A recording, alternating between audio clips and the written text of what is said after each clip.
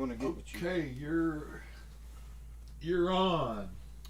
There are those that might say, old double N, too frail to wail, too light to fight, too thin to win.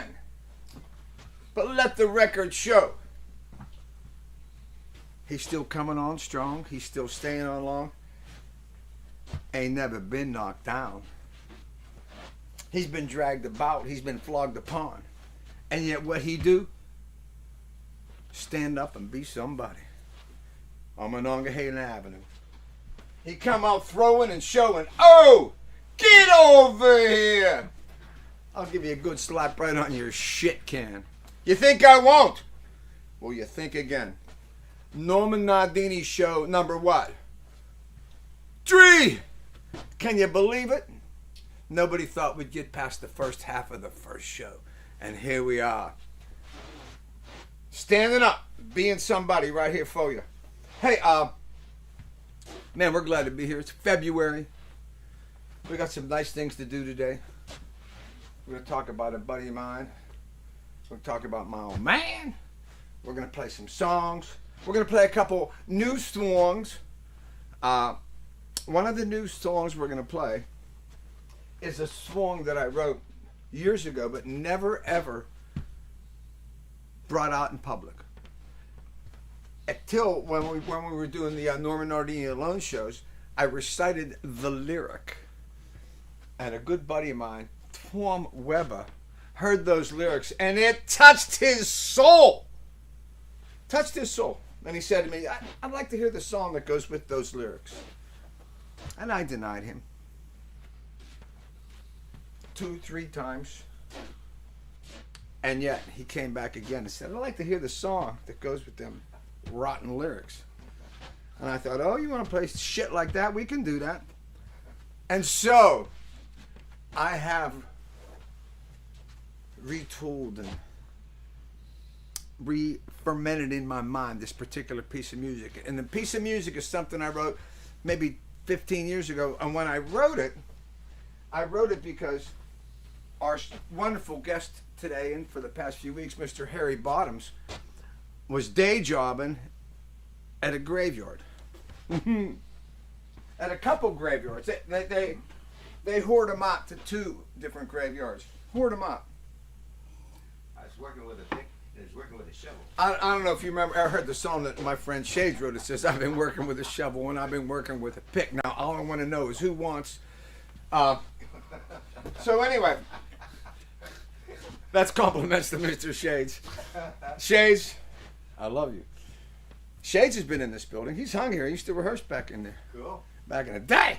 But anyway, Harry was working at this graveyard, Hordot, and we were gigging probably 3 nights, 4 nights a week, pretty much 52 weeks a year. And every once in a while we'd take a trip and go on the road and for a while. And you know, you were out there at the exact perfect time if you really liked everybody before you left. But by the time you get back, you just want to beat the shit out of everybody else in the truck. And then you go like, boy, that was a perfect trip. That's how that shit works. So anyway, we'd be in these drives to gigs. And when you're in a drive to the gig is when you really start, your mind starts opening. At least mine. My mind starts opening up because that's when I'm born. I'm born because I know as soon as we get out of the truck, there's going to be people there. And we can fraternize with them. Bitches to look at and woof on. Folks to say, how you doing? Folks to tell you you miss them. And you don't even remember who they was. But anyway, Harry would talk about his activities at the graveyard. And me, Norman, I'd be going like, would you, I need to hear about some graveyard. But you know what? As time went on, I was going like, I wonder what happened to the graveyard this week. You know how that shit works. And this went on for a good while because he was there for a few years. So anyway, he would fill these, and what happened in my mind was just after him talking about it and using some terms and shit, this song came to life. And the song we're going to play today, it's called Graveyard. And when I wrote it, I thought of it like a movie. And what it would be this. Like the not a movie, but like a TV series, like The Twilight Zone. And we'll start off, you would see this guy with his head down, and he'd be talking to some guy with a cigar. And the guy would be like pointing at him, talking to him, and setting him straight. And then the next thing you would see would be the guy that got set straight in a graveyard with a pick and a shovel walking down a path into the woods. And then when he gets back there, then you figure out what's going on. And what it is this guy gets in trouble with his bookie. He owes him money. And the bookie says, hey, don't worry about it. You ain't got to pay me. But you got to do a few things for me. Every once in a while, I'm going to give you a call. You're going to have to bury something down low. And that's the premise of the song. And when I thought, and then the last scene of it would be the moon and the sky and the darkness. Because what happens in the song is, when he buries bodies out there, he realizes that when the full moon comes out, all the spirits of the people that are buried just start howling. The moon calls them. And then in the song, you can hear the spirits howling for all souls left unfound. Do you see what I'm saying? These souls are left unfound. Their lives didn't resolve and in a proper fashion. And that's what the song's about. So we're going to do that today. We're also going to do a wonderful piece of music that I hacked up last week called One Car Funeral. And it's a song I wrote about Racetrack Mike, a racetrack legend, racetrack bum. They have them at every track. They're everywhere. My nose is running. What are you gonna do? So we're gonna do One Car Funeral. Thank you, H. we're gonna do that and tell the story. Only today, Harry's gonna play it with me. And last week I told Jens that I had 3 or 4 different bridges written for it, but I wasn't ready to play any of them because I wasn't sure I liked them. Well, I got one that I really like, and we're gonna play it today when we do One Car Funeral.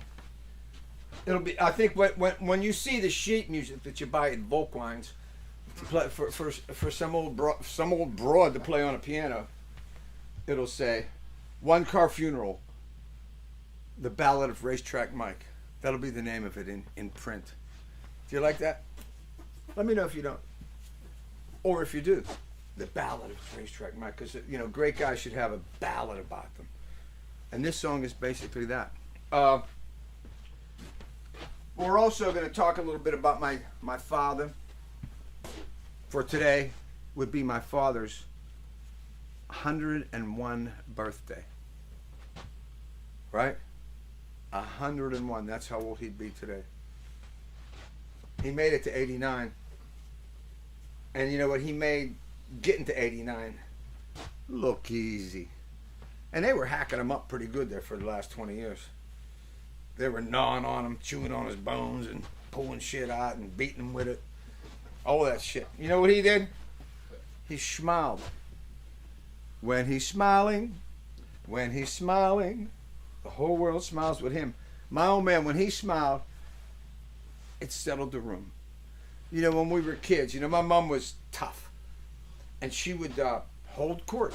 And she didn't take no shit. None. Zero. I mean, I got away with a little bit because she liked me the best. And I worked her. I worked her hard. And when I work someone, I break them down. I forgot what I was talking about. How am I doing? Good. Because I'll come right over there and give you a slap. So we got some good shit going on. Oh, you know what? One thing I want to mention today. I don't know if anybody ever talks about this. It don't get no play. But my friend Bubs McKay, you know him, you love him. How do you not love him? If you know him, the question comes up, how do you not love him? Great singer, very good, solid guitar player, beautiful tone. Also knows what to play, when to play it, at what volume, and what not to play. Very good musician. An East Side, one of the foundation stones of East Side music. Now, McKay, when McKay got out of the Navy, I was still a kid. I think I was still a senior in high school. Or maybe not a senior in high school, but right after it. And when McKay got out of the Navy, he didn't have anything going on, so we put a band together and named the band the Salvation Navy. We were killing us, right? We were the Salvation Navy. And it was McKay, me, I was playing keyboards. Our friend Matti was playing bass, I think. We had this other guy named Sonny, Italian, with a nice voice. When he sang, I was wrong, took too long. Remember that Expressway to Your Heart, that part of that song? How Dago whopped out when that guy with the low voice came in and sang, I was wrong. Well, he sang shit like that really good. And he also played the strumpet. What do you do with one strumpet in a rock band? Not much. Robbie Beadman Johns was the drummer. And I think that was the band. And I don't know if we planned this shit. But what we did was, we did songs that we liked, and a lot of songs that we liked, a lot of people liked. Most of them were like soul tunes and stuff. And so what we did, if there was a song we liked that was a slow song, like For Your Precious Love, like that. I think it was Jerry Butler's song, right? That song there, we do it fast. And if there was a fast song that we liked, we do it slow. And I don't know if that was like in our charter. When we were, I don't know if the bands wrote charters. We didn't. And you knew that. You knew that I was stretching. But that's what we did. We did simple shit like that. We had our own way. And it didn't last real long, that band. I think McKay, somebody probably scooped McKay up and they could pay him a few dollars. And but I don't even remember how that band ended. But I just wanted to mention that. I miss McKay. And lately we've been working together in the studio sometimes. And he sang on the Notorious record. And I've got this other record I'm working on right now that's almost done. In fact, I need him to come in and sing a couple songs, and they'll finish that up. And he's also on this new record I'm doing. The name of the new record is going to be Black Sheep. Who do you think that's about? And his black corduroy, black jeans, black shoes, black silken what? Underwear. Throw your hands in the air like you just don't care. Wearing some what? Silken underwear.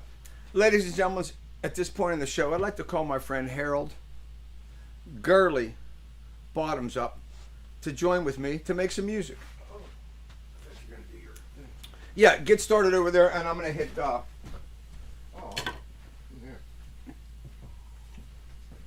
I'm going to hit it, ladies and gentlemen. I'm going to hit it, and don't split it, ladies and gentlemen. Here we go. Oh, and before I play it, I got to say this. I'm not right. I'm not a good person. There's a lot of things about me that I can't stand. And one of the things I can't stand about me is this. We've been doing this shit for a good while now, and never once have I thanked the people that have supported us through PayPal. And you know what they've done? They've made it rain. They've dropped bombs on us. They've thrown a couple pence to the to the orphan children, and it's been killer, and it really has helped us to continue to do what we're doing. And I haven't thanked you guys on the show. I thank you through emails or through private messages and stuff. But man, here I am today, hot. I'm gonna say thank you so goddamn much. Y'all's out of sight. And now, without further ado,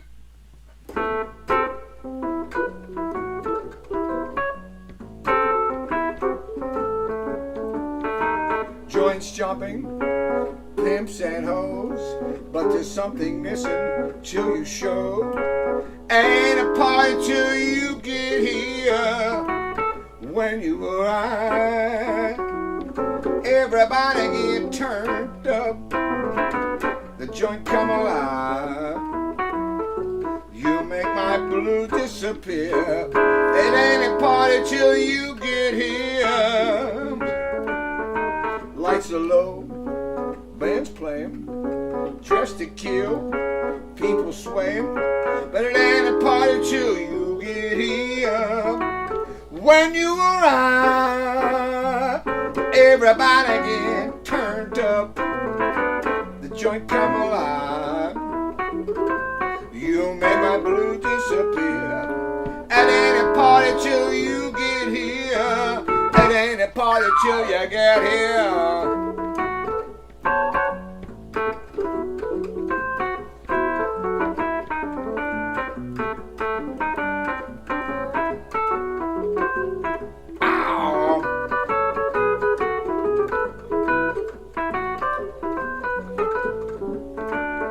Spilling out into the parking lot. Inside the joint, it's too damn hot. It ain't a party till you get here. When you arrive, everybody get turned up, the joint come alive. You make my blue disappear. It ain't a party till you get here. I hope I've made myself perfectly clear. It ain't a party till you get here. How? It ain't a party, well, till you get here. We're glad to have you with us. Come on up here, Harry Bottoms. Ladies and gentlemen, I'm so glad to be with you. I want to wrap my loving arms around you, my short little Dago arms. They're like little monkey arms. Okay, I'm going to strap one on here. I like to do that. What do they say about a guy? Guy says, I'm going to strap one on. I hear that, I'm like, bring it to me. Let me see what you got. I got this Band-Aid on. I started seeing shows when I was a little kid. I remember the first show I seen, Harry. What you did? Was Burlesque. a wedding. Oh. Oh no, I seen Honeysuckle Divine. Oh, did you know? I saw that burlesque show. Well, you're friends with, Back in the friends 60s. with their mother.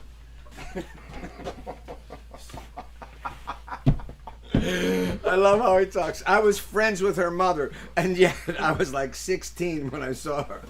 And she was like 60. How you doing? She was a flower that was coming into the fall of her season. Oh, yeah, okay. Hey, let's just hit an old Ready Freddy, man, and get ourselves going here. Hey. A couple of old Skinners. Say they maybe want to... Geezer and Coot. Coot's a great word. Yeah. You want to be Coot? I'll be Geezer. Coot be a good name. We get you that job as a cowboy sidekick. All right. I'm talking to a couple Hollywood cowboys right now. I'm customizing my own barrel and straps right now.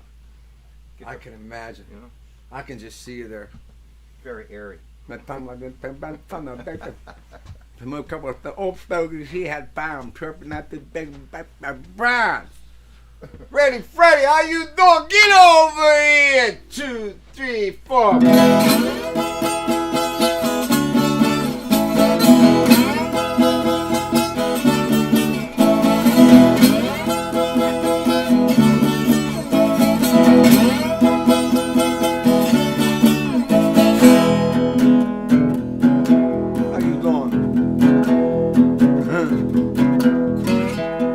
Are you ready? Ready, Freddy? Go time to rock and roll. Are you ready? Ready, Freddy? Jimmy, what are you waiting for? She She got you looked at right and it's out of sight, out of control, out of control. Are you ready? Ready, Freddy? Oh, time to see your baby. She just steady, steady, Freddy. Yeah, look a little shady. Your girl's looking alright and it's out of sight, out of control. And then you get into the backseat, lip service, and you move on down the road. Pull into a side street, give her a header. Gotta get it up, you gotta go and go. Go! Are you ready? Ready, Freddy? Go up time to rock and roll. Are you ready? Ready, Freddy? What are you waiting for? She got you looked at right and it's out of sight, out of control. Your girl's looking alright on a Friday night, out of control, out of control, out of control, hey, out of control. Let me pick one.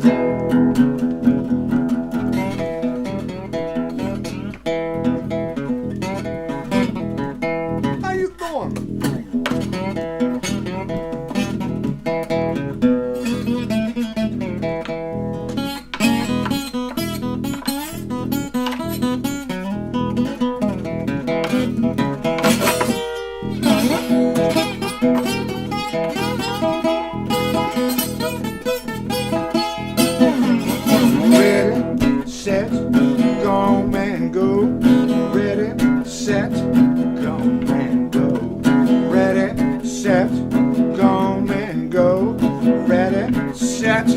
Go, man, go!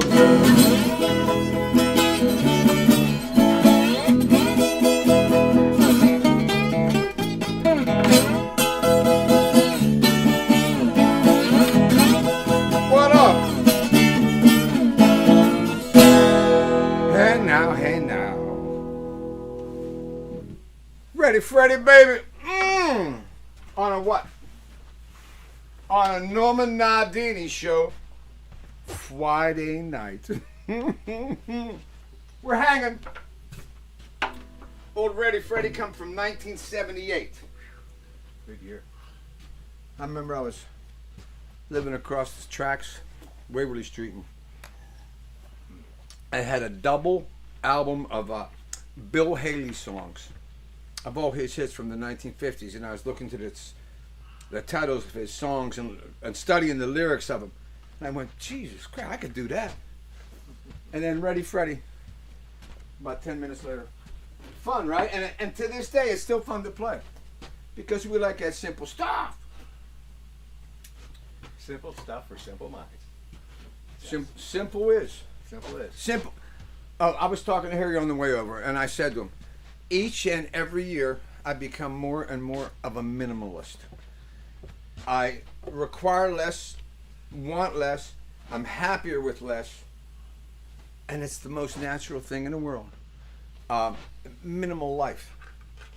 It doesn't mean you're not rich in the things that matter, like spending your time doing shit you want to do. There you go. No, that's what it is. That's what Kiazash. How you like that kind of talk? That's pretty good. Kiazash is only worth what you can do with your time when you got more Kiazash. Is what I'm saying. I'm talking smart over here. You think I don't talk smart? I talk smart. Hey, we've been doing this for the past couple years.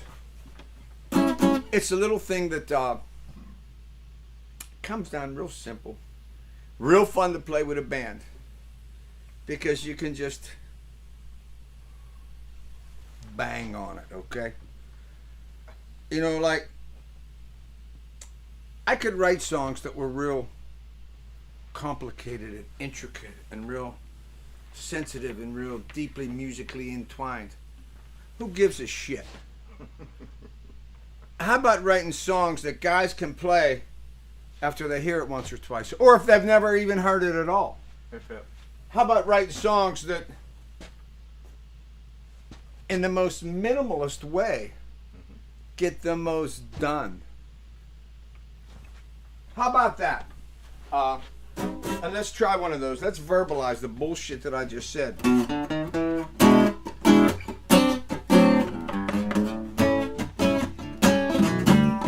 Some guys got it, some guys never will.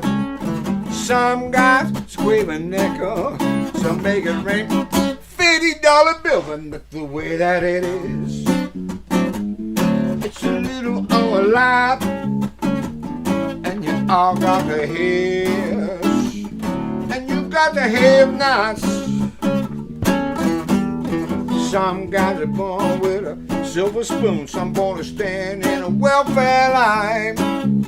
Some guys are sipping Dom Perignon, and some are slurping country moonshine, and that's the way that it is.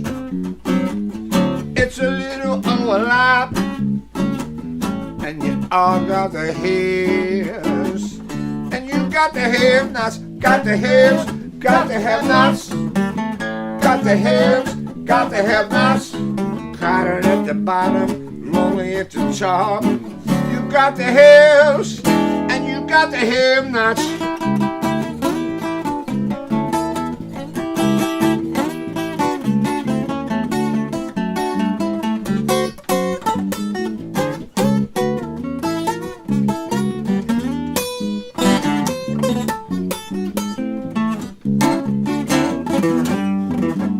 Guy in a jet airliner slipping down to the Gulf Coast show. Another guy stomping in the back of a jitty on his way to the liquor store, and that's the way that it is. A little overloud, hey, and you all got the hairs, and you got the have-nots. Y'all might have a million, all might be down on your luck. Might have showed up in the night in a Cadillac or a broke down pickup truck, and that's the way that it is. It's a little overloud, hey, and you all got the hairs, and you got the have-nots, got the haves, got the have-nots, got the haves, got the have-nots, crowded at the bottom, lonely at the top. You got the hairs, and you got the have-nots.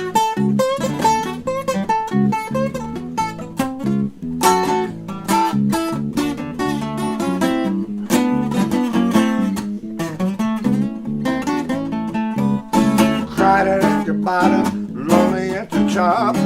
You got the hairs, got the hairs, got the hairs, and you got the have-nots.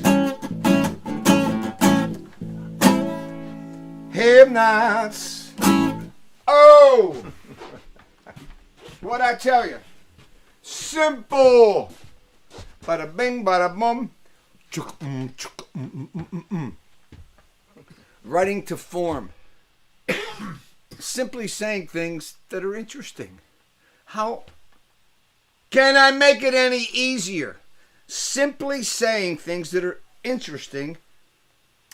Writing lyrics. That's what you do. Say simple things, make them interesting, and what do you got? A song! Oh, okay. We're gathered here today on Monongahela Avenue, right up from the Triangle. Yes. Right down from Rudy's Subs. Ooh, Food City. From the old Swissville Village Dairy. Back in the day, we used to go there and get a coffee in the morning, have breakfast, and then we'd come in at lunch. You know what you get? Chip tam sandwich. It don't with some yellow mustard and some white ass bread, right? That's Pittsburgh. What's Pittsburgh? Pittsburgh is a chipped ham sandwich with yellow mustard and white ass bread. Tom Talk. That's Pittsburgh. But you knew that. Hey, send a song out to my mom. Nori D. That's what they called her. 90 pounds of tenacity. Tough. Accuracy, tenacity. My mother was as tough a person as I ever met in my life. And when Harry's talking about your accuracy, he's talking about when she would whip her shoe off and cast it across the room. And it would find its mark. Right on my shit can. Yeah. My mom was a beast. Or when I would run, when I'd get in trouble and I'd run away, she said, "Go ahead, run away, mister." She says, "You're just going to get twice as bad when you get back." She always knew what to... I'd be like, "Damn, why are you going to say that?" She knew. She knew the evil in my mind. But she always thought this was a good one. And I always think of her when I play it. And when I wrote it, I've mentioned it many times before, Antoine always has been recently taking his spare time and romantically shutting out the lights at his solo apartment where he is, and he puts on some Texas Tornadoes and lets the romantic rhythms that these gentlemen would weave. I love the word weave because it rhymes with the word beef. We used to know a chick, her name was Beverly. She used to call her Beaverly. I'll leave you with that thought. But Tom's been listening to some goddamn Tornadoes, and the music to this particular number and the melodini. Most people write a melody, it's a melody. When I write it, it's a melodini. I'm killing me. Killing me. I've been dead for years. Go ahead. Oh, I killed you years ago. You killed me off years ago.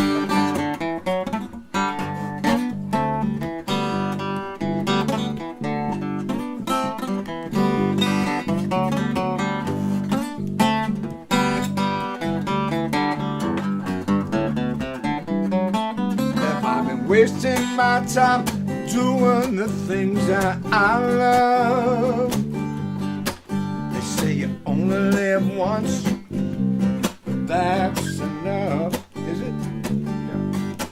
Yeah. If you do all the things you want to do, you are the one. When it's over, said and done. Made up my mind to take my time and be strong. You say it only gets better, but better than once. Then you'll realize your fantasies have just begun. When it's over, said and done. When it's over, I know I'll be standing. When it's over, and it's done.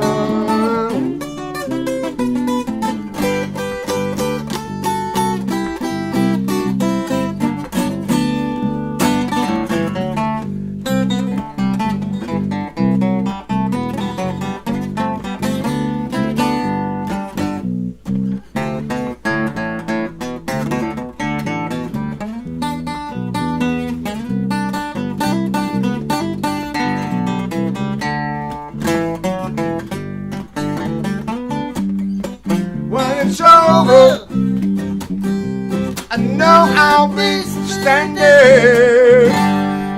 When it's over, and it's done. A little older now, but still having fun. And there ain't much change since I first begun. Now I wouldn't trade a single day for 1,000,001. When it's over, said and done. When it's over, said and done. When it's over, said and done.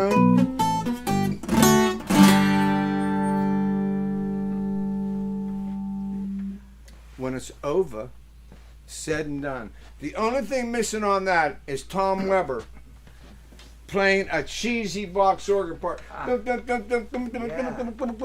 next time. That's the only goddamn thing missing from that song. That'll work. That'll work. Yeah. And we have a maybe next time. Hey, let's Maybe next time. When it's over, said and done, man. That's a nice song, huh? We are so delighted to be strapping it on for you. I was wondering, Harry Bottoms, Yes, yes. if you'd be interested in trying something like one car. Oh, well. Hey guys, we're gonna try this piece of music, and this is that one car funeral song that I wrote for Racetrack Mike. Mikey. And one of the thing with Mike was when he would talk, I remind myself of him because I stole so much of his brilliance and watered it down, of course. And then I took it to shit city. That's what he called Pittsburgh. He says, "Where are you from?" I said, "I'm from Pittsburgh." He went, "Shit city." How you doing? But in the song, like, there's references to things that he said.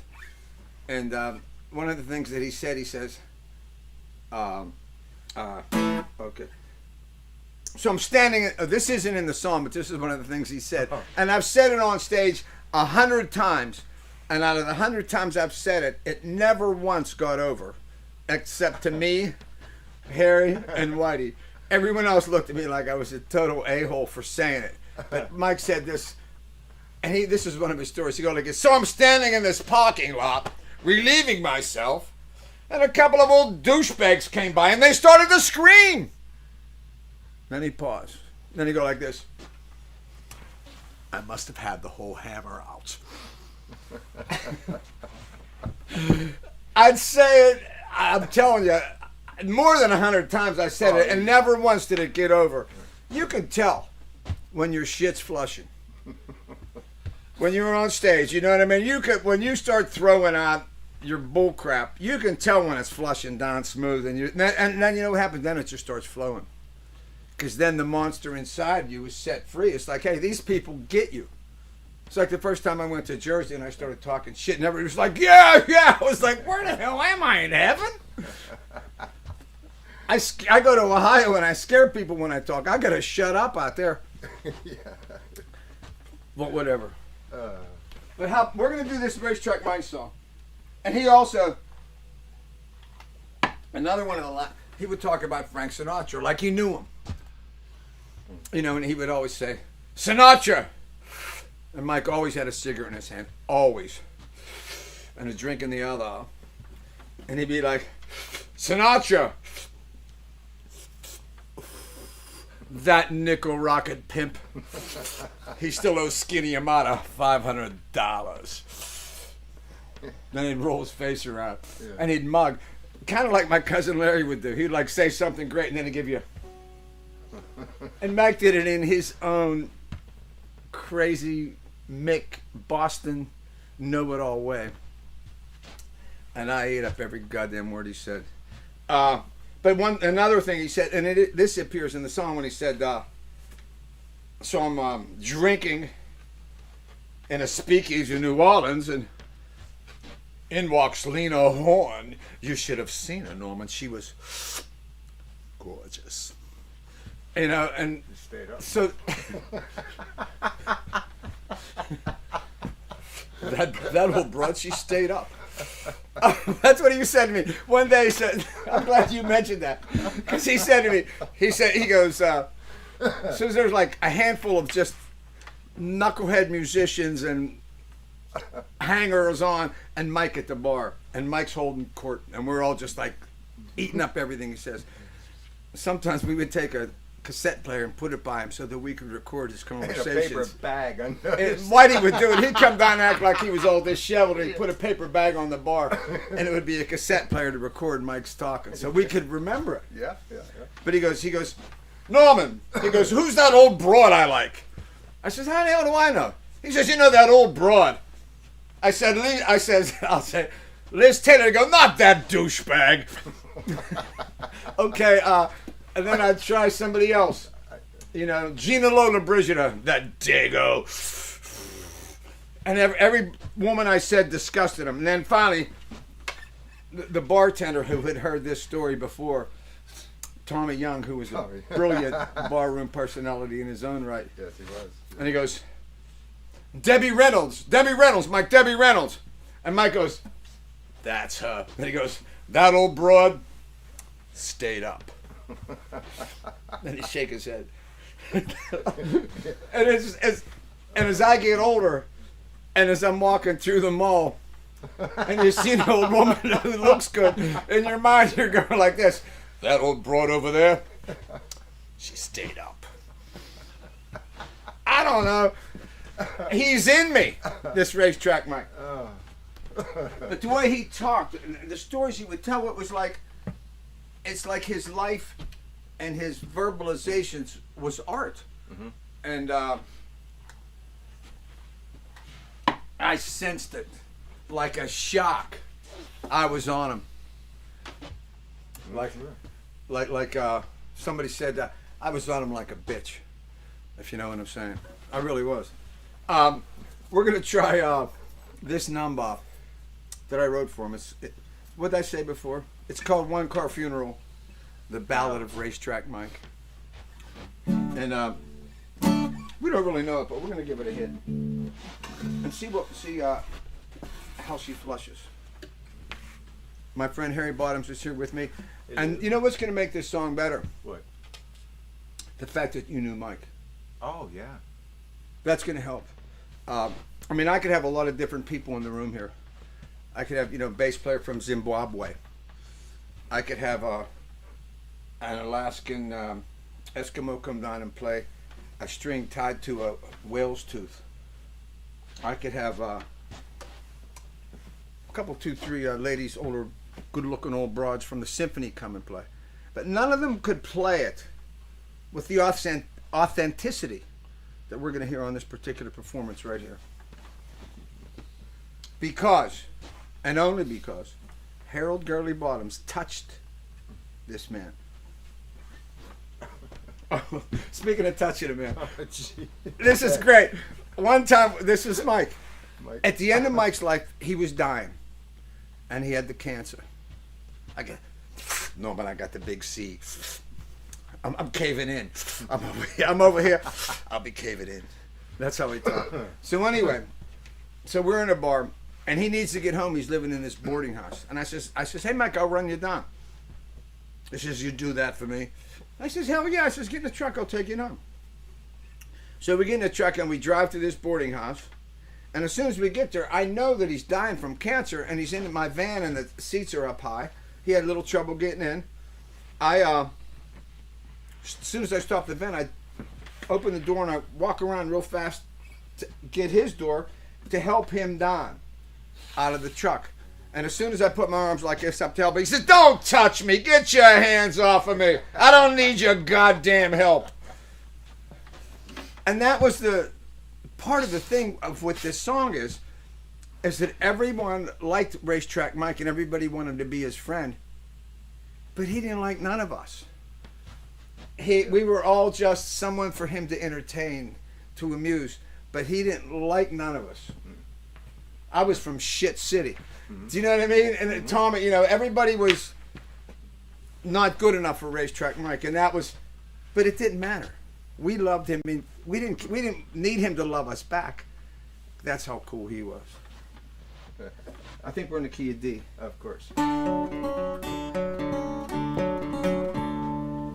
ahead, play through it. We're setting it up. Hey, Mike.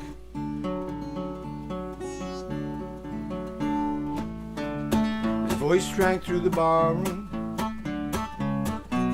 like an actor on a stage. He held us all captive with the things he'd say. Told tales of Cleopatra and the Roman Empire. We would buy drinks to fuel the fire, with a cigarette dangling, whiskey on his breath. He'd be shouting about some Guinea joint where everything was red. Racetrack Mac was easy to like, but hard to get to know. He'd say, bums like me were gone with the breeze, just a one-car funeral.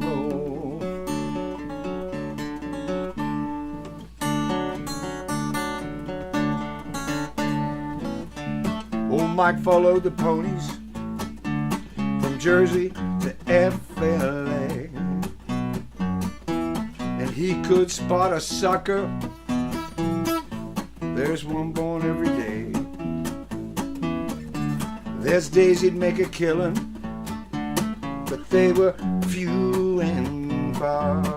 But he never had to spend a nickel when we was at the bar. 'Cause he'd talk about New Orleans and say the place where jazz was born. Just drinking in a speakeasy, then in walks Lena Horne. Racetrack Mike was easy to like, but ain't nobody ever got close. He'd say, bums like me, we're gone with the breeze, just a one-car funeral. Everyone gives a thumbs up when he walks through the door. They don't make guys like him anymore.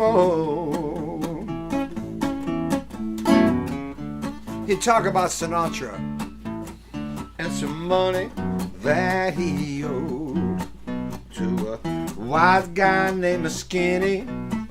Then he'd say, how about one for the road? Now all that's left is legend. Racetrack bums still tell about this tall Mick from Beantown, conned his way out of hell. His voice rang through the heavens, and like an actor on a stage, he had the angels captive on his judgment day. Racetrack Mike was so easy to like, he just walked through heaven's door. Didn't seem that mind, he left no friends behind at a one-car funeral. A one-car funeral.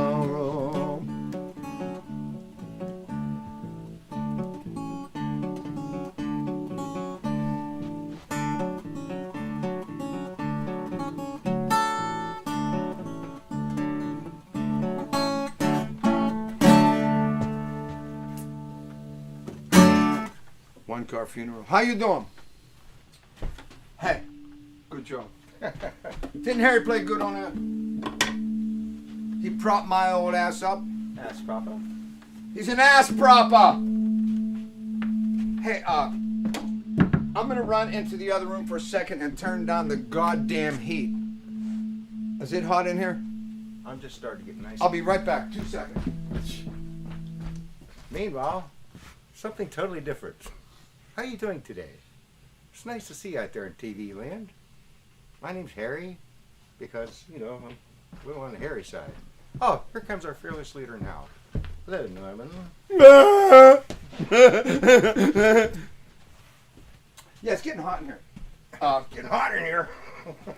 Bobby Boyer. Yeah. Speaking of Bobby Boyer was the sound man for the Iron City House Rockers. And he's quite a character. At the end of his life, he was living at the Triangle, which is in our neighborhood. And he would come and he and I would, on occasion, have a...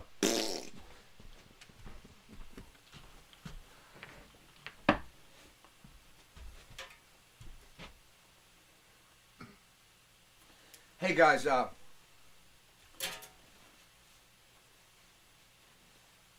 day before the Super Bowl, buddy of mine passed on. Jimmy Sapienza of the band. Jimmy Sapienza and Five Guys Named Mo was the name of his act. But I knew Jimmy before he had an act. We went to high school together. And Sap was 1 year older than me. And he was also popular. I was not popular in high school. I was Beaten up. a weirdo. But that's cool. Hey, it made me a better man. There you go. But That's Jimmy good. Sapp wasn't invisible like I was. Jimmy was popular because he was a classy kid, and he was also legitimately into drama and acting and singing. And I played in a rock band, and I hadn't fit into society. And Jimmy had figured all that out by the time he was, in junior high. I didn't know him in junior high. I met him in high school. But he had all that figured out. And he just knew how to make you smile. And as a person, and as he became older in life, he became a master, world-class, Las Vegas 40s, 50s style entertainer. And even like a little bit of the 60s. In other words, from Louis Prima Yes. to Francis Albert Sinatra, Sapp functioned in that musical bag, and functioned in that bag with ease. He made it all look easy. When Sapp worked, you didn't even realize he was working. You didn't realize that he was a really good singer. You didn't realize that he had a great sense of rhythm. You didn't realize that he was a funny son of a bitch. Do you know what I mean? I mean, his just talk was so casual and it was so natural that you didn't even realize you were being worked.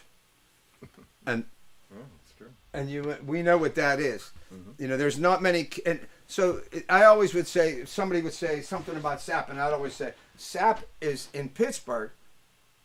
He is our master of that genre, of the Vegas, Sinatra to Louis Prima genre, music-wise, and Rat Pack bullshit. I mean, he could Rat Pack bullshit, bang, and you didn't know you were being worked. Now that's how it's done. These are pros. Sapp had two beautiful daughters, still has, and a beautiful wife, Paula, who's a buddy of mine, who's out of sight. The last time I got to see Sapp work, I got to sit with Paula and watch Jimmy just finesse the park full of people. And once again, they didn't realize that they were being worked. They just thought they were all smiling and all happy and all rhythmically involved in the show. And Sapp was just up there, bada bing, like I ain't even working. Yeah. And that's, there's all kind of ways to do it. And that's one of the coolest ways of all, is to not look like you're doing it. Hey, it's great that, when you see Otis Redding at Monterey, he looked like he was working. Mm-hmm. And that was great. You see Mick Jagger work, Jesus Christ. All these, front men and all that. There's all different ways of doing it, but Sapp was a master of the thing where you didn't move much, except every move of your body was gracefully timed with the music, but so subtly that people didn't even realize that the rhythm of your body is hypnotizing them. I'm giving away all these trade secrets. I shouldn't do this. You're thrown out of the union. I'm going to get thrown out of the loser musician union. They threw me out years ago. But you know what I'm saying? That we lost a high-level great one, losing Jimmy Sapp. I remember years ago in the 70s, Jimmy Sapp, one of his side hustles was making T-shirts. And he was beautiful. And he would have like the screens and do it like that. And one time back in the day, I don't know when it was, I guess it was right around the 2000s or late 90s or something, Whitey and Sapp got to put a project together to make Cower Power T-shirts to sell because we were living in a football city. Bill Cower's our football coach. And there was a great project, and the best part about it was they spelled Cower wrong. And that made that project, that project would never get mentioned. Right. 25 years later, 20 years later, whatever, how long it is, had they spelled it right. But no, our boys, Jimmy Sapp could build and make shit too. He had talent with wood and building things, but he also loved to destruct. And him and Ralphie Caminio, they had a beer drinking, dope smoking society, and it was called CalCon, Calabrese Construction. And I would always call it Calabrese Destruction because I've always owned buildings and needed shit stripped out, and let's start all over again. What do they call that when you strip a place out? Demolish? No, not demolish. Yeah. Let's gut this place, yeah. Tear down. Like Right. they would love gutting shit, Yeah. Ralphie especially. But Sapp was his partner in the enterprise CalCon. Because it was Cal for Calabrese. And if anyone here knows anything about Italians or ever married an Italian woman, you know about Calabrese. Let's just say that can be a raw ear of corn to get in an argument with, if you know what I'm saying. But I couldn't love it more. I don't know if you knew this. Sapp was a great friend of John Cigna, who was on KDKA for years and was like a Pittsburgh personality that also specialized in the type of broadcast that went along with the genre and the type of mentality that Sapp did entertainment-wise. So the two of them became very good friends, and Pittsburgh got an earful of Sapp because of Cigna. And they would go out to dinner together and Go to the spaghetti breakfast. yes, and be kumbaris, okay? And be Pittsburgh celebrity kumbaris in a very good way. It was always goodwill. Always goodwill. And one thing I got to say about Jimmy Sapp, before we play a song for him, is this. I have a song called Pittsburgh, PA. I wrote it probably 20 years ago. Probably 25. And I've been doing it all those years. And it's cool. But my point being this. Sapp wrote a song called I Love Pittsburgh, Pittsburgh, PA. And it is written in the style of what I had said, what I've described artistically all along of who he is and what he was, in that Vegas style. Like in the 40s when they wrote songs, they would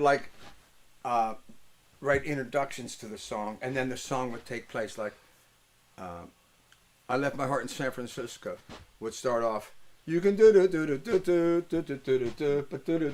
by the city, by the bay, I left my, and then the song starts. People don't do that no more. They haven't done it in quite a while. But Jimmy did it with this song, I Love Pittsburgh. And in spite of the fact that I have a song called Pittsburgh, PA, I would say that I think Jimmy's song, I Love Pittsburgh, is without question should be the song of our city. It should be, our city should use it to show who we are and how we are, and that we have a history. And then when you take a piece of music like that, you're acknowledging Pittsburgh didn't just start in 2010. Didn't No. start in 2000. Didn't start in, you know. Whole country started here. Yeah, there you go. That's exactly. The whole country started here. And this thing of music that he does is just so cool and so a picture of a time that we no longer can touch.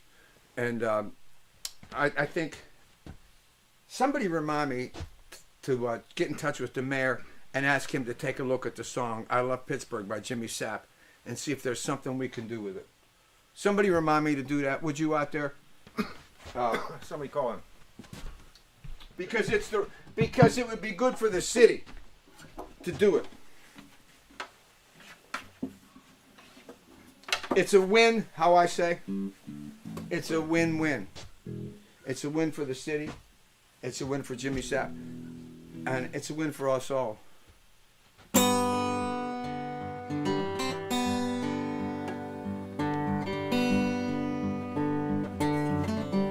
Jimmy Sapp.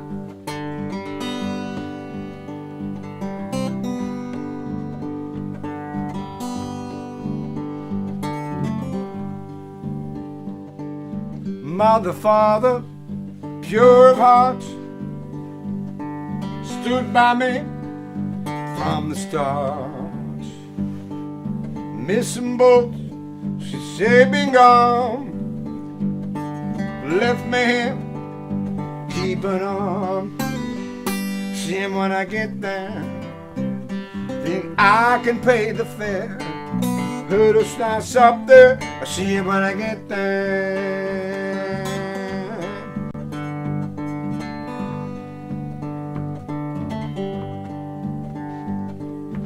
Friends of mine was good as gold, had angel wings, truth be told, was bound for glory, touched by the hand. Now they're living in a promised land. I'll see him when I get there. I won't know what to wear, I'll just pull up a chair when I get there.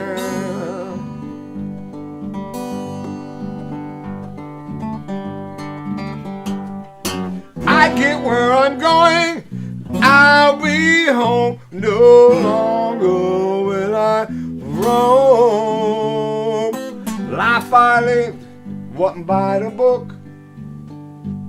I got ghosts back there. Tree gets shook. Dungeon door, pearly gates. Call my name, clear my slate. And I'll see him when I get there. We'll have a grand affair. Get on a chair when I get there.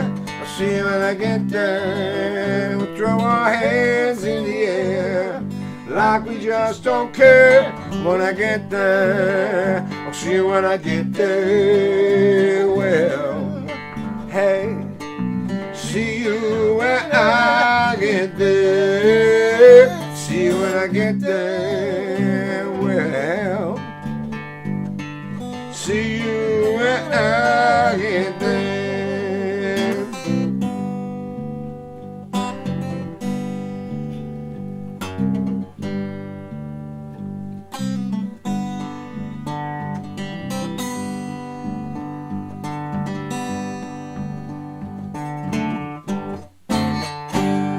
Jimmy Sapp. I'll see you when I get there. Yeah. How you doing? Okay. We're gonna go that way.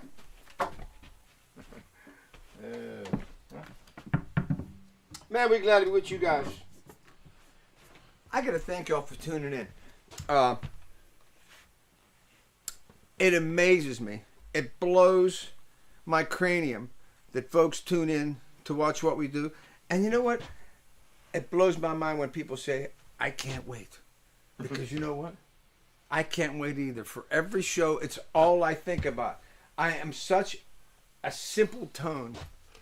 I'm a simple tone man. You are. And there's only a few things. Well, like I used to say about Vinny, like I say about Shook. Good for two things: rocking and nothing. You know. Yeah. I guess I shouldn't talk that way. Sometimes I say stupid shit. And you know what? And sometimes I don't even care that I do. And those are the best times. We're going to try a piche. Let me get this here.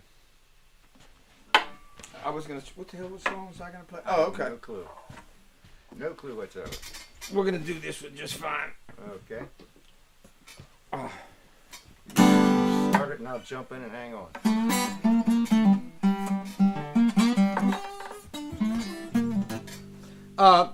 This one here makes you feel good all over.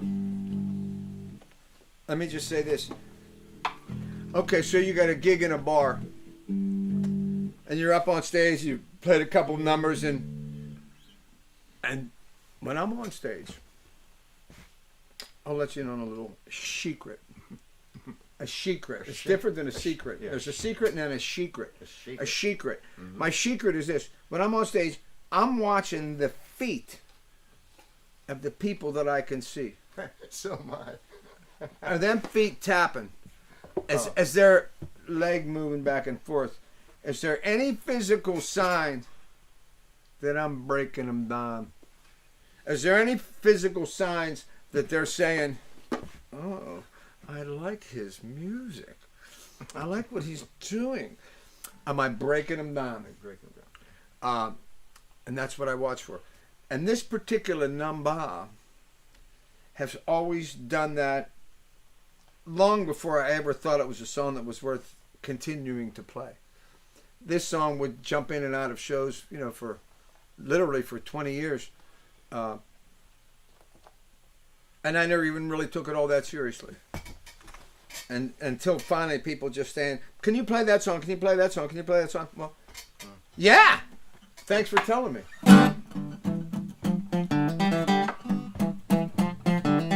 That 2-beat thing. Trying to figure out who you're. Payday is way around the bend. So I borrowed $20 bill from a friend. Now he said, I got you covered just this one time. And I hit a nickel, covered in a dime. I hit little something stashed away, but just poker machine start begging me to play. And I'm at the bottom of a hole, too deep to climb, too deep to climb. I hit a nickel, covered in a dime. I hit a nickel, covered ain't a dime. I hit a nickel, covered ain't a dime. Y'all know the way that I've been living. It's a crime. I hit a nickel, covered ain't a dime. I hit a nickel, covered ain't a dime.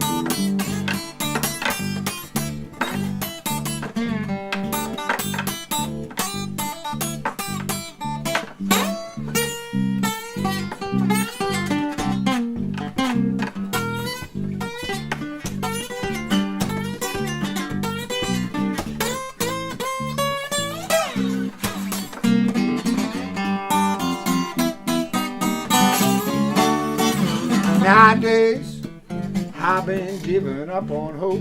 All the money I make gets rolled up in smoke. I better head down to the corner about the same time every night. I walk around with a nickel, 'cause I can't afford a dime. I hate a nickel, 'cause it ain't a dime. I hate a nickel, 'cause it ain't a dime. Y'all know the way that I've been living. You know it's a crime, 'cause it ain't a dime. I hate a nickel, 'cause it ain't a dime.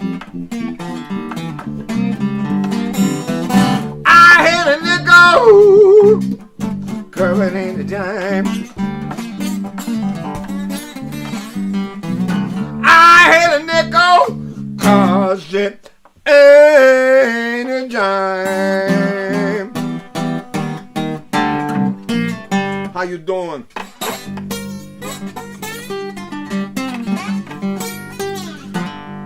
Hate a nickel. It just feels good. Cut that song right here in this very room. That's right. With Chismo effing Charles. Cheers. The Chiselator. The Chiselator. The man who said to Harry Bottoms, "Shut up, you tangle-eyed bitch." Yeah, he did. And I don't think You we almost have wrecked the truck. ever laughed quite that hard. You almost wrecked the truck. But hey, you know, I almost wrecked the truck. We were on the south side. He said that shit. I'm like, I gotta pull this shit over so I can laugh freely. And you know, it was really my fault that it happened. Because we all got Chiz stoned pretty good. Oh, yeah. You know, one time I was doing a show with Chiz, and Joe Negri was on the show, who I don't know if there's ever been anyone in Pittsburgh music that's earned more respect than Joe Negri. Mm-hmm. That's right. That's earned more respect than Joe Negri. And Joe was on the show, and I was on the show, and Chiz was on the show, and I don't know if Chiz had a band, but I know he was playing some stuff with me. I think he was just sitting in with me, because it was like we were all just doing a couple songs.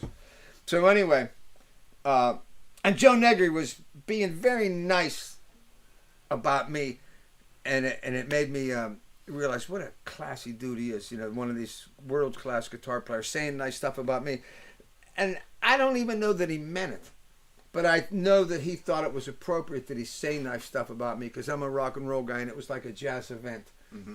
And he thought it was his place to stick up for me. How classful is Joe? But anyway, when we're on stage, I'm doing we went up and played, and then we were supposed to invite Chismo up. So Chismo is in the audience while we were doing the early songs in our set, the first couple songs.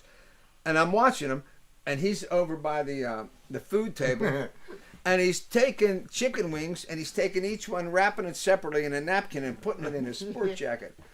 And I'm watching him do this on stage, and I'm thinking, gee, I love him. And then when he got up on stage, and I said something like, well, you know, this is like a game show, and is there anyone here in the audience that can guess what's in Chismo Charles' pocket? And then I made him pull it out. I said, Chismo, show us. You got to show us what we got in your pocket. He opened it up and he pulled a napkin out, and there was a chicken wing in it. And he had this guilty look on his face. And it was so fantastic. You know, every time Chismo saw Whitey, he said 2 words to him. The first time, same 2 words every time. He'd say, "Hey, devil." Every time he saw Whitey, he'd look and say, "Hey, devil." I love that. You know, Chismo loved Bird Foster. Chismo loved Bird Foster because he knew.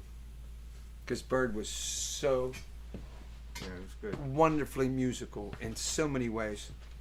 Chismo knew that when he was playing with,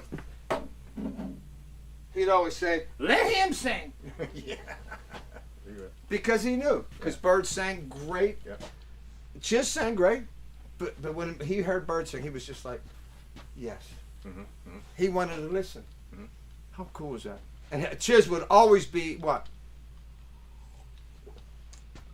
He was like a woman in this way. He didn't wear clothes. He wore outfits. How much do you love that? I love it a lot. I wish I could be that guy, but I ain't. Hey, let's play some shit, man. Oh, okay. Let's try that. Hey, give me a little bit more volume on the bass, if you would, I sure can. and let's try and play a number. A number. Yeah. How's that, Tom? Move that music this? stand Yeah. just a little Get a out of your shadow. way. There's a shadow right There's on a shadow your on your face. face. Oh, And we can't see your... wasn't that a big hit in the 50s? That's a shadow There of you your go. smile. The shadow of your There we face. go. the shadow on your face darkens the place. I remember. I can't even tell these stories. I'm not going to go down the road I was just going to go down Don't because go. you know why? The road is too fantastic. I would tell that story if we were in a cheap hotel, Mm-hmm. had already smoked about 3 or 4 joints, Mm-hmm. and there, out of the 2 cases of beers we brought in, there was only a half a case left. Mhm. That's the only way I would tell that story to you. How you doing? Barry said, man, didn't know what was the juice. Man said, Barry, you ain't chair when the truth came on. Came on. There's a life being lived. Something gotta give game on. She said, Pete, you gotta come clean. You've been met on a big red machine. Game on. Game on. There's a life being lived. Something gotta give. Game on. Jerry said, Joe, what I did to them kids wasn't right. Joe said it's all about the blue and the white. Game on. Well, game on. There's a life being lived. Something gotta give. Playing that lion's game. Are you born? Get over here.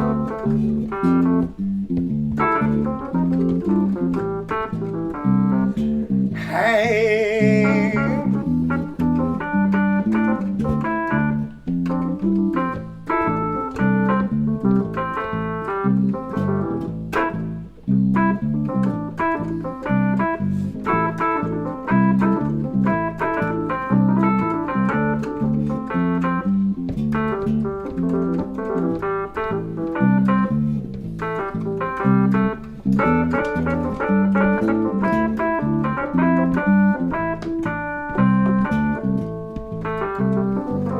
Juice said, Johnny, the glove don't fit.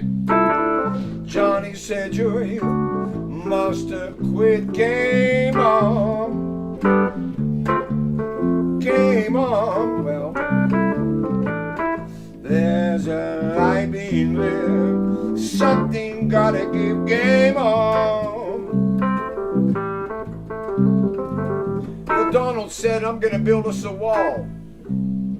Said El Chapo, gonna pay for it all. Game on. Game on. Well, there's a life being lived. Something gotta give. Game on. Bill said, Hill, I know part of that mess. Hill said, Bill, you left the proof on her dress. Game on. Game on. There's a life being lived. Something gotta give. Playing that lion's game. Hold that one. Game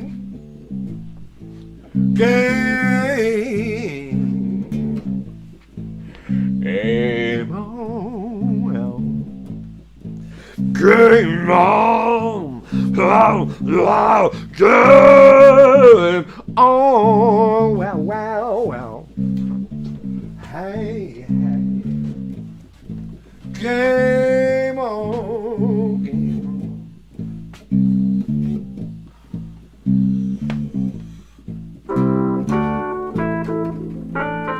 on. Game. Game on, baby. Come on. Oh, we're at a bar down in Braddock. You know, there were two bars in Braddock that fascinated me. This is back in the 60s. They were right down the street from each other. One was called Up Jumps the Devil, and the other one was called Cool Charlie's High Chaparral. Right on the main street of Braddock. Are you kidding me? You want to talk about bars you could smoke cigarettes and joints right at the bar? These were the places. And you could hear some good jazz, and you could hear some bad jazz. But they'd have like organ trios come in there. How about the era of organ trios, Tom? Yeah. You remember that? You were old enough to remember when organ trios were a thing. It was like ELP. Emerson, Lake and Balmer. this was. Now I'm talking about the jazz guys, like the Groove jazz guys. Holmes, Oh. Jimmy Smith. Jazz guy. There was like a. Remember Misty by Groove Holmes, that record? And it was just always drums, organ, and a guitar. Mm-hmm. And that was organ trios, and there were like organ Play trios. a foot pedal bass. Yeah, some of them would play. yeah. Some of them would use foot pedals Yeah. on some songs, and then a lot of left-hand bass as well. And Jimmy Smith, Jimmy McGriff. There was like these cool organ trio bars. Well, like they would just have a different organ trio every week. This was in the 60s. It was so cool. It was like a genre that was legit, but didn't last forever. How cool was that? Very, very American. You know, it was a fantastic American thing they were doing. Okay, we're gonna do it. I was afraid.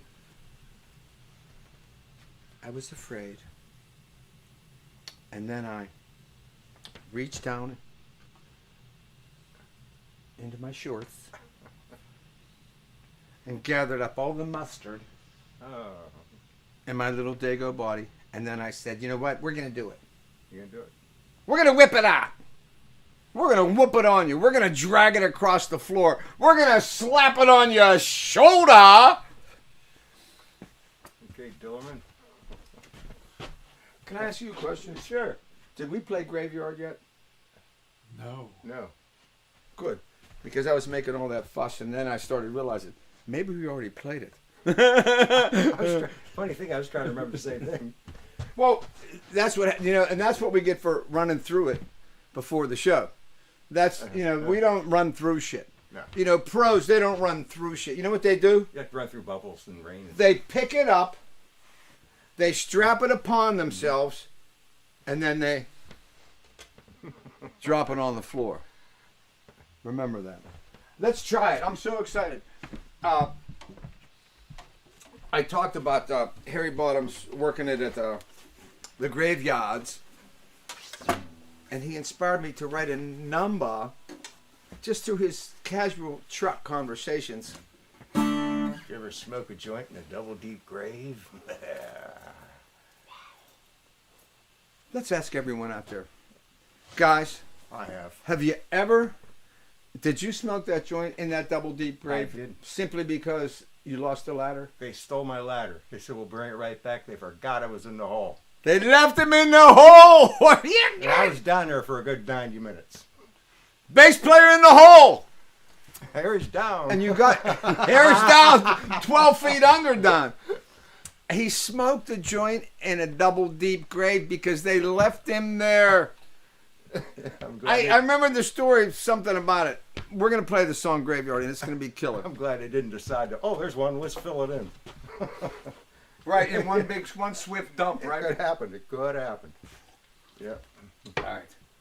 We're going to try it. It's called Graveyard. And Harry, take a look at my hands here. just in case he forgets, because sometimes I do too. Because we've never done this. I've never done this before. This is an anointing. Anointed. This is a confirmation, a Holy Communion, a birth service mass. This is a baby being born. This is life starting in the now. Harold Bottoms, Yeah, ho. join with me now. For the first time ever in the history of the world, no one has ever seen a song like this. No one has ever sung a song like this in the world. And right now we're going to stick it right in your gizzy. Not the gizzy. And we're going in to D. Yeah. To.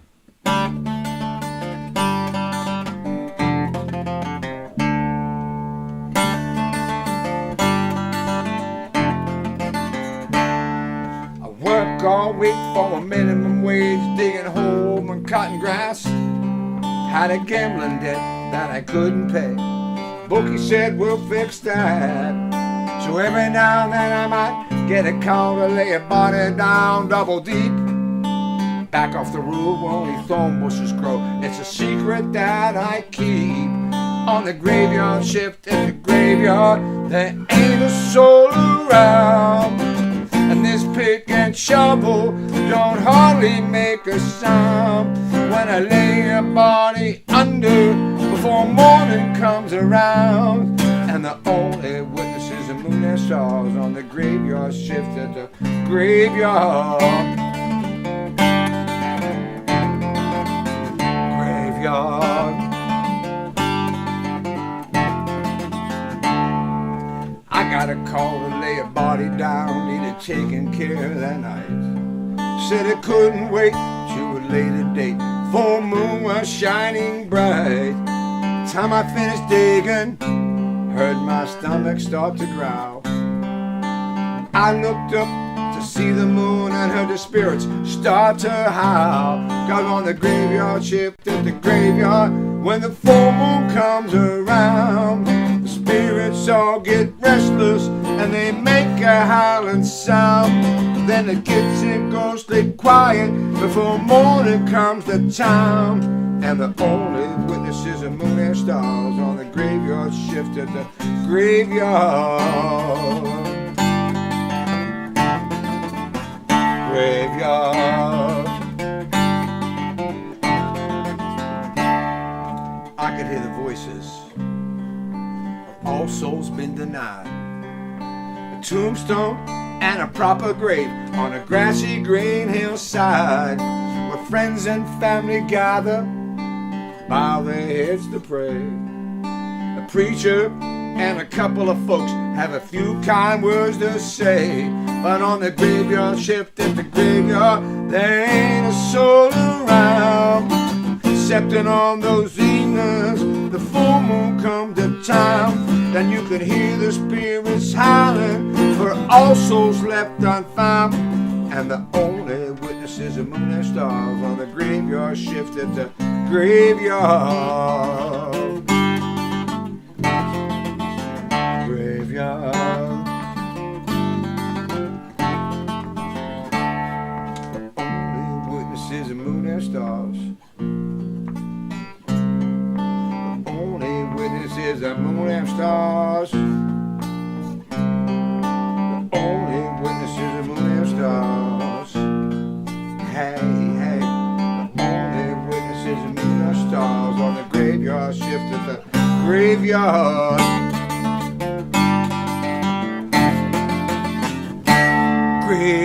Graveyard. Well, can you see the fog? Hey, can you dig it?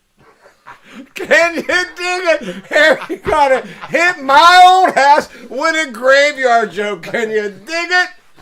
I can dig it. You can dig it. She can dig it. I can dig it. I can dig it. I can dig it. I know you. And I know you've dug it. I've I imagine that a guy like you has been left at the bottom of a double deep grave Yes, sir. with a chaloon. A chaloon. You just happen to have one on me. Hey, Huh. I forgot to say, chaloon. That was the word Jimmy Sapp would always use. If I'd see him and he'd want to get together and have a little taste, he'd always go like this. Chaloon? I don't even know what the hell the word means, but it would come out of his lips so freely. It just sounded so delicious when he said chaloon. I'm talking about Jimmy Sapp. Okay.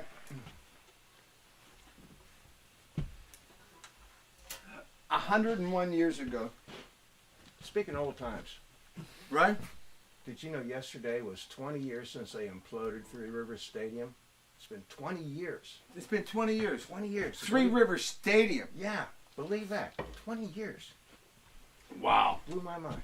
Three Rivers Stadium, that's the place I was at when I went to the Pirate game with my old lady and her parents. And we were sitting in the right in the first row of right field. And my old lady says, "What would happen if someone hit a ball here?" And I said to her, "Oh, don't worry. I'd catch it." And this is no bullshit.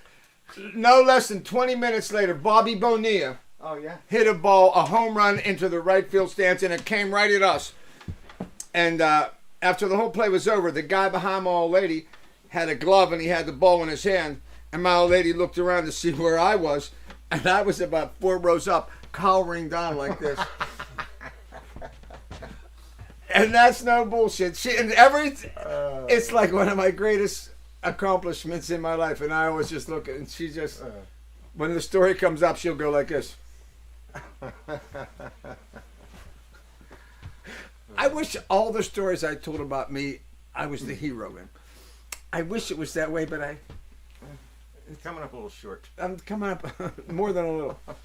But yeah, man, how goofy is that? Oh, I said I was going to play something. I have no idea.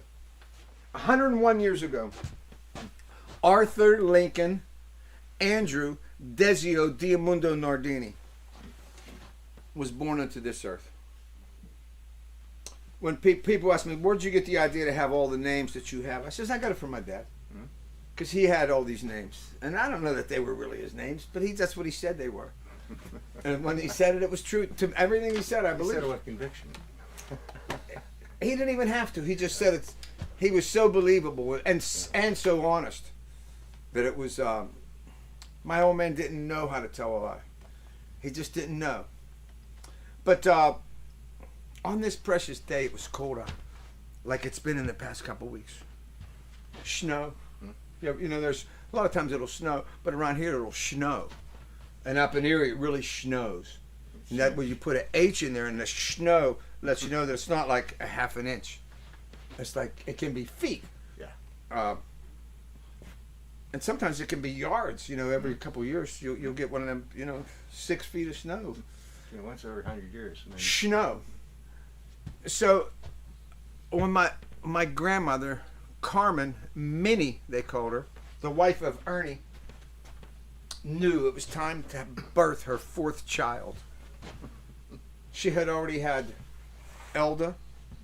Annie, Elda, and Mary. 3 girls. No boys. And then she knew that she had a man child, a boy child, a blessing coming. And she knew the time had come because she had been through birthing 3 other children. And she knew there was nothing to do except give this child life right now. So she took her arm and she swiped the kitchen table clean. There's a mess of people there. You know, Peterson, the lady lived up the street. The Maisies that lived next door. Ernie was there. All the 3 girl daughters that were already knew it all. Pushy Italian girl's already there. She swipes the table clean, gets on her back, starts pushing. And ladies and gentlemen, it's a blessed child. Arturo was born on the goddamn kitchen table. A blessing and a miracle, both at the same time. Not long after he was born, he put a cigarette out, and my grandmother said, "Let's have breakfast." And she got up and she made sausage and eggs for everybody that was in the house, and then the whole neighborhood, all Italians. They came in to celebrate the birth of this precious, wonderful boy, Arturo, born on Abraham Lincoln's birthday. And that meant something. And because it meant something to them, it meant something to me. And in these times of our country today, it means even more to me.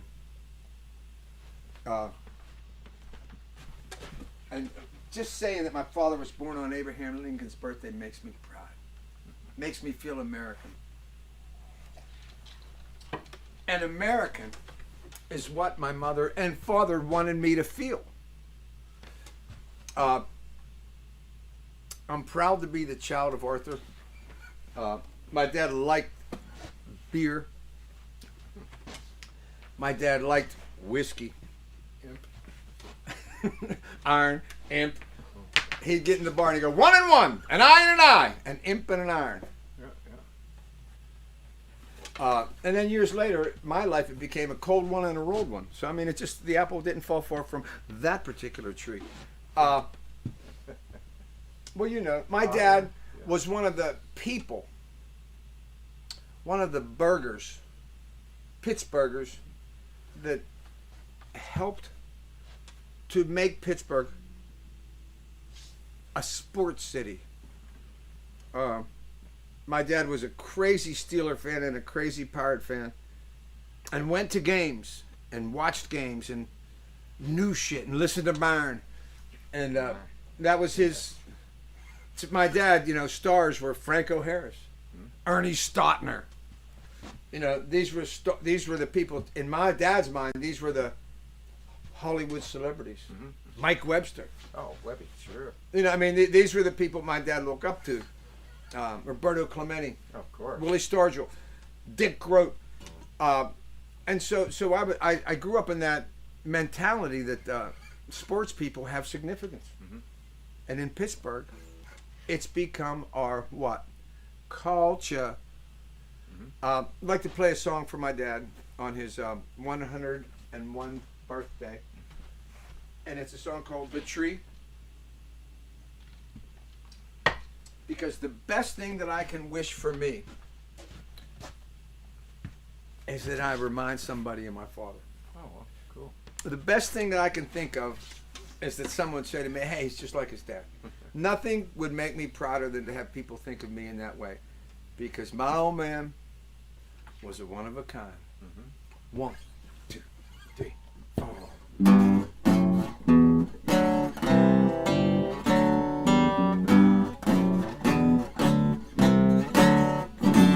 I ain't no better than my daddy was, just a chip off that old block. From the simple way that he lived his life to the working-class way he talked. Thought I knew better when I was a kid, but I was so wrong. Daddy let me make my own mistakes, standing by me all along. And my old man was a one of a kind, and I get a smile on my face every time it comes to mind. The kind of man he was, that's the kind of man I need to be. And this here apple didn't fall far from the tree.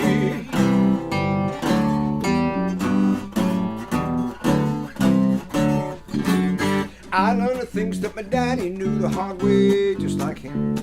Like going to work, never giving up and standing for something.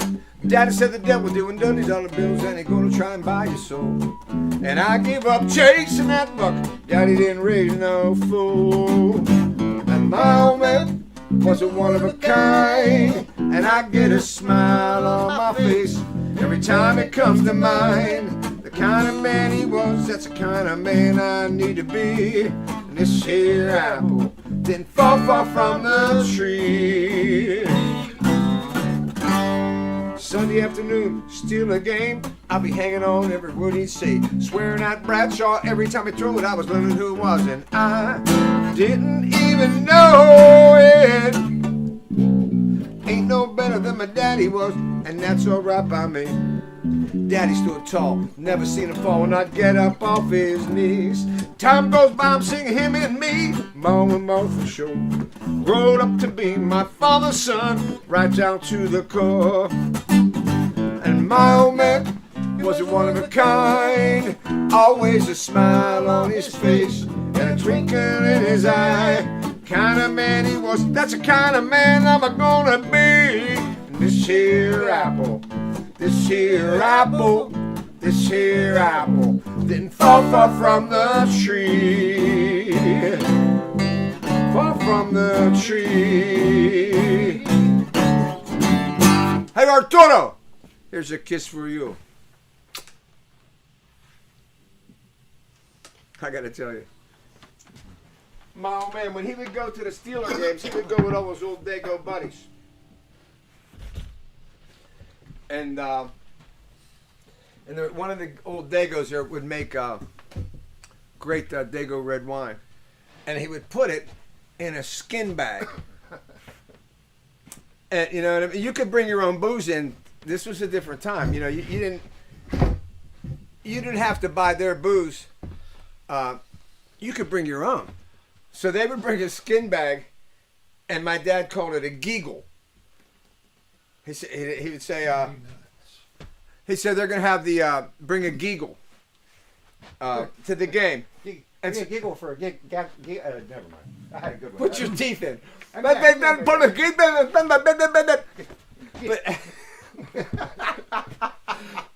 I know. It's hey. It ain't as easy as it looks. No. But check it out. And my dad's buddy, and they would all drink together. They were all had a little bit of talent for drinking. And my dad says the longer the game went on, the crazier it would get. And the giggle guy, the drunker he'd get, the better his aim would be. And he said you'd be sitting like a couple seats over, and you go like this, hit me! And he'd take his bag and he'd hold it up like this. And you'd open your mouth and he'd squeeze it. And the juice would come out. He said it would go right in your mouth. He says he'd be 3 seats away and he'd go, wham! And you were like, holy fuck. He said he had the best aim of anybody. He could just squeeze off a mouthful at the snap of a finger. My dad used to talk about this guy that he called him Hooks. And this was probably in the 1930s. My dad would clean up this bar. I think it was called Cicero's or something. It was down by where the Animal Friends, or the animal places in East Liberty, Hamilton Avenue. Down there, it was right down across the street and up a block. So anyway, my dad would work there cleaning up in the mornings after things. And he said that there was this guy when he would be in there cleaning up, and he would get to keep the change on the floor. He said there was the first guy that would come in. As soon as they'd open, he'd come in, and he didn't have any hands. He had hooks hooked up to his arms somehow, and that's how he operated. And my dad said he'd come in and say, hit me! And the bartender would pour a shot, and he said he would take his hooks. And he says the first drink of the day, he says he'd be shaking. And he said he'd go like this. And he'd take the shot and he'd hold it up, and he'd get just a couple drops on his lips, maybe half of the shot in his mouth at best. And as soon as we'd done, they'd go, hit me! And they'd give him another shot. And he said he'd go like this, he'd take it, he'd pick the shot up and he'd hold it in his hands, and he got a little bit more in than he got the first time. He said by the time he was on his third or fourth shot, he'd be like, hit me! He said he didn't shake no more. He said bang. He says like perfect. My dad would love telling that story. I says, what was his name, Pap? Hooks. We just called him Hooks. He says he was the first guy there every day. No other customers there. He'd be sitting at the bar. Hit me! Love that story. Hey, 15 minutes. Oh, we have 15 minutes to play. We have 15 minutes left. And once again, I want to thank everybody that's contributed to help us keep this thing running. And I also want to thank everybody that tunes in just to watch what we do. And I hope we're entertaining you. And I know that what we're doing, I can't look to anyone to show me how to do this shit. Because I don't know anyone that's doing what we're doing. So I love saying this. I'm like a pioneer. I'm like Lewis and Clark. Remember? Remember about who Lewis and Clark were? Yeah, I know they were. You remember? Oh, Huh? sure. You know who Lewis and Clark were? Let me tell you who they were. I wasn't on the boat like you, but yeah, I was. But you didn't come long after. Lewis and Clark were the first guys that brought the beaver trap across America. Yes, that's true. That's very true. And the only reason I tell that whole story is so I can say two words. Beaver trap. How much do I love saying beaver trap? You can't put into words how much I love saying the words. And I'll say those two words only one more time. Beaver trap. There, I said it. You did. Hey, let's play another tune or two. While we can. So today, we've played One Car Funeral, Norman. Mm-hmm. We've played Graveyard. Mm-hmm. You saw it being born. Graveyard was on the kitchen table today. Mm-hmm. Its legs in the air. Yeah, right. And it was pushed out right before Nana made breakfast. How about you guys seeing a song being born like that? Did it mean anything to you? Did it snap your girdle? Did you feel like you were there for the birth of a precious relative? Because you were. Mm-hmm. And we want to thank you for being there. Hey, I don't know anyone else that's doing what we're doing. If I could study on someone else, seeing what they're doing, that would help me to, I don't know. Put it like this. Every Monday morning during football season, what do you think all the coaches of all the teams are doing? I'll tell you what they're doing. They're studying the game. Mm-hmm. And you know what else they're doing? They're studying the team they played against. So they're studying film of their team. They're studying the teams they're playing against, performances. What if you don't have any teams to play against that you can study their performances? It makes it a little bit harder to grow faster, and it makes it a little bit hard to evaluate how, why, and what, because you don't have a comparison. So what I'm saying is, if there's anybody out there that sees themselves as a writer of songs, a player of an instrument, an entertainer of sorts, if there's anybody out there that sees himself as a band leader, as a music person, why aren't you doing something like this? Tell me why. I want to know why. I want to know why I shouldn't be doing this. Or I want to know how you could do it better. And then you know what I want you to do? I want you to get in the goddamn ring and prove it. Show me what's in your pants. Huh? Bring it to me! Don't just sit there talking shit. I'll come. You know what I'm saying, guys. This is a new art form. This is a new thing. I used the word a little bit ago. Pioneer. Lewis, Clark, exploring and creating a new way, creating something new. Because I'll come right over there. Okay, we're doing it. We're going to send a song out to a lot of the ladies that are, to a lot of Starlight girls. Hello, Starlight girls. I'm here for you.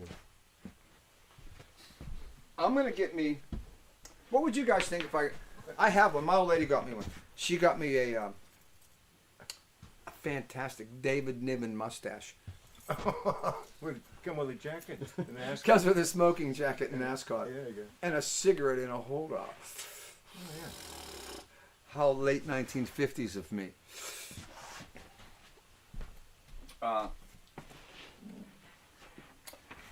The only time I've ever worn the mustache that she got me was in one of them Christmas videos I did that one year that I not just should, am really ashamed of. You remember those, Tom? Where I danced to a Broadway show tune, dressed in a lion's outfit. Oh, I remember that. You never saw it? I Never saw saw it. that. Oh, dude. I saw it. I saw it. It's you know, I think someone should have just beat my ass when I did that. I did 3 of them. Keeps coming up on Every Christmas it comes up. Yeah. It's celebrated. What happened was my old lady was having a bad time. It was a Christmas morning and she was having a bad day and she didn't feel good and she was struggling and I wanted to make her laugh. So I put on a lion onesie. I said onesie. You did say that. And then I says we're gonna make a video of me and we're gonna send it to my sister and the girls, her nieces, or her daughters, my nieces. And I says we'll just have fun. I says I'm gonna put this on and you're gonna film it. And then she says, well, what are you gonna do? I says I want you to on your phone go to the music channel or no, on the TV it was. I says go on the TV. I says go to a Broadway show music channel. Cause I know, Yeah, I know what's up. I ain't beating around the bush.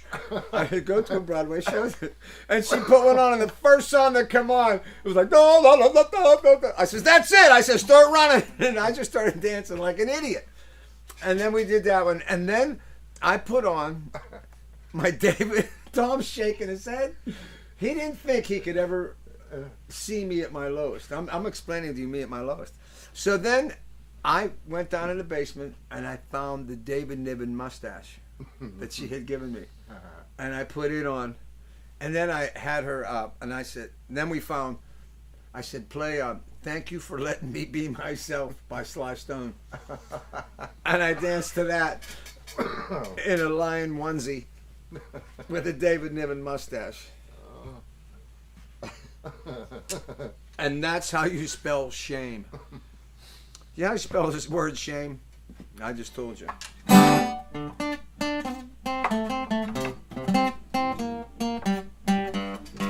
Dustpan! She don't like nobody. You can't tell her a thing. The leaves are changing colors. To tell you that it's spring, she crazy. Tell you 1 and 1 is 3. She crazy as can be, the same kind of crazy as me. She don't get along with her sister, don't talk to her brother no more. Her ex got a PFA on her. She fight with the neighbors next door. She crazy, like a monkey in a tree. Well, she crazy as can be, the same kind of crazy as me. She crazy, keep me up all night. Crazy, oh but that's alright. Crazy, last time I was in jail. Crazy, bitch wouldn't pay my bill.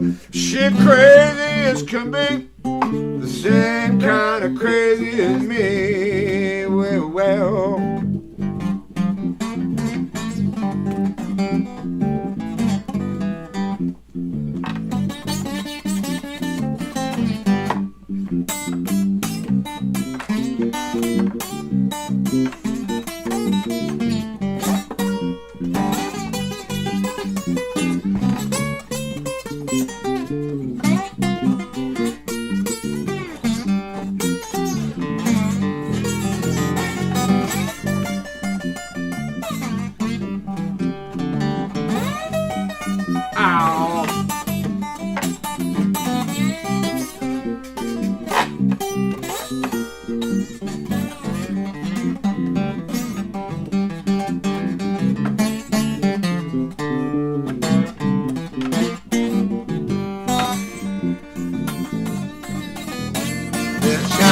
Fight with each other, you can hear us all over town. When we make up in the bedroom, I'm picking up what he's putting down. She crazy, well, make love passionately. Get over here. Well, she crazy as can be, the same kind of crazy as me. Well, she crazy, make love all night long. Crazy, that can't be wrong. She crazy, she's still on parole. Crazy, bitch, rock my soul. She crazy as can be, the same kind of crazy, same kind of crazy as me. Well, she crazy as can be, the same kind of crazy as me. She crazy, well.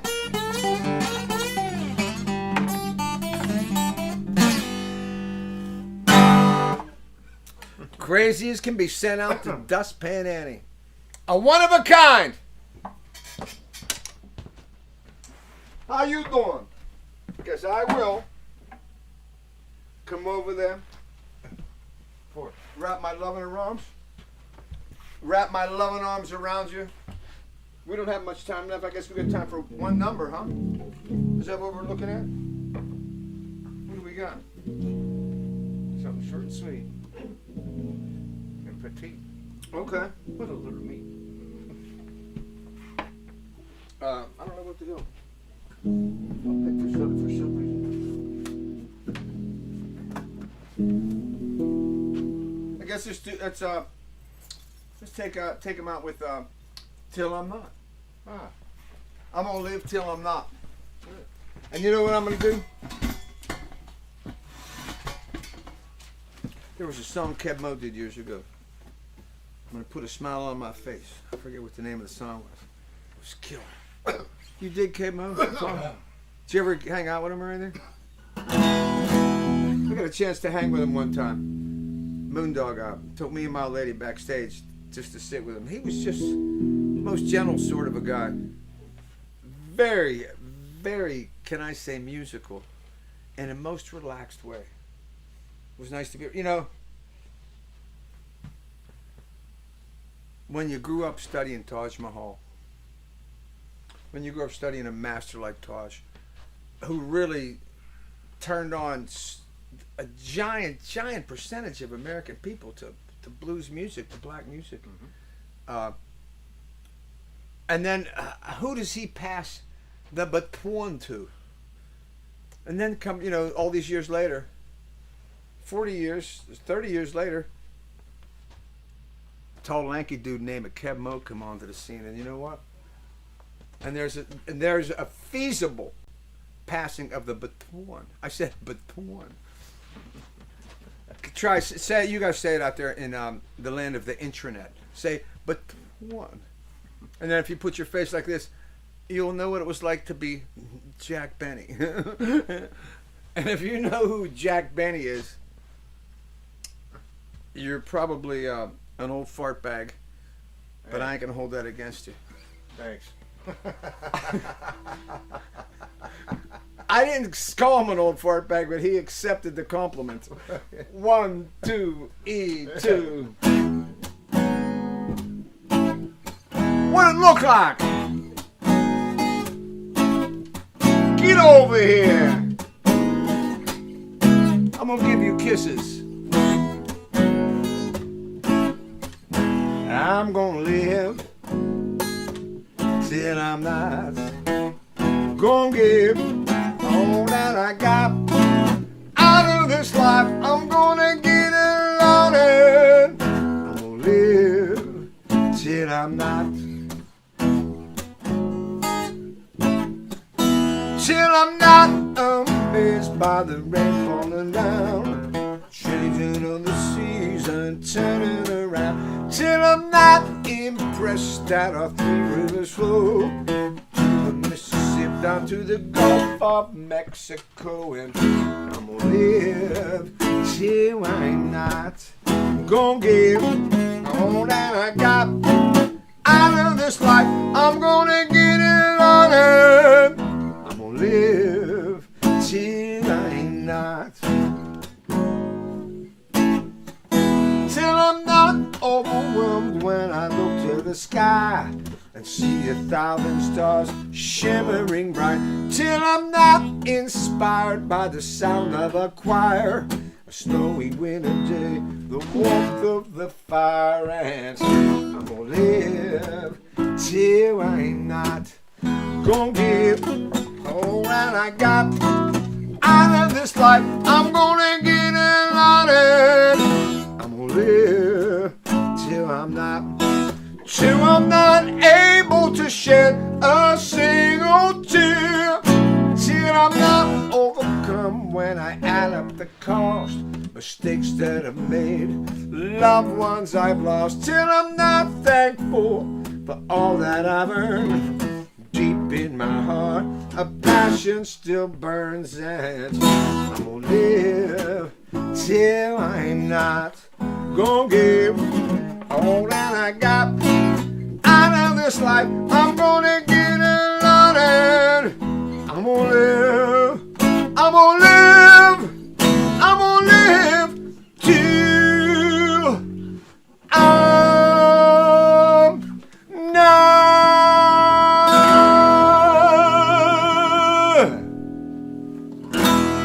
We'll see y'all later.